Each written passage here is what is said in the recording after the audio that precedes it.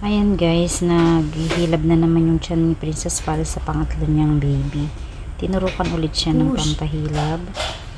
Ayan, pinipilit niyang i-push. Ayan guys.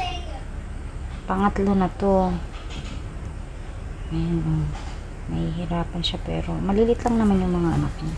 Ayan guys, may ano na naman yung, ito yung pangatlong anak niya.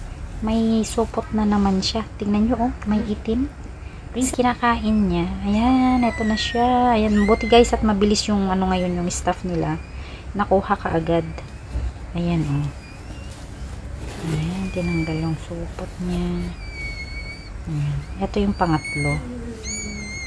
Pangatlong puppy ni Princess. Ayan. Nililinis lang, tinanggal sa supot niya, tapos nililinis, tapos puputulin yung kanyang pusod. Ayan siya guys.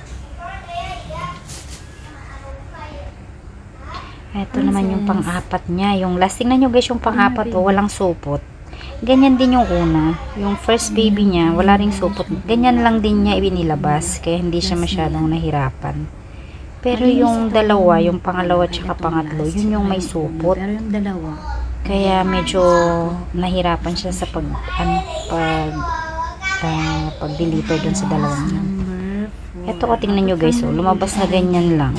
Tapos yung paa nga niya naiwan pa, sabi nung nurse, a little bit more, sabi niya. Ayan, o, diba?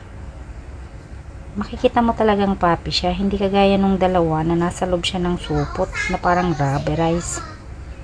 Ayan guys. Yan yung pang-apat. Last na yan dahil sa x-ray, 4 lang yung baby.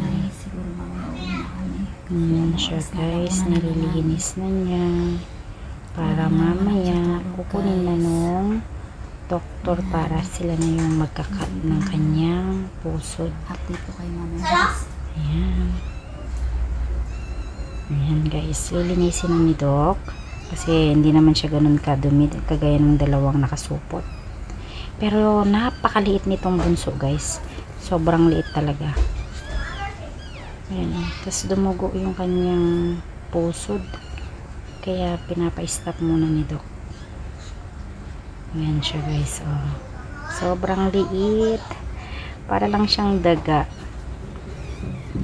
hindi kagaya nung anak ni Lingling na malalaki. Maliit si Lingling, mas malaki si Princess, pero mas malalaki ang anak ni Lingling, kaya nahirapan siya, kaya siya na cesarean.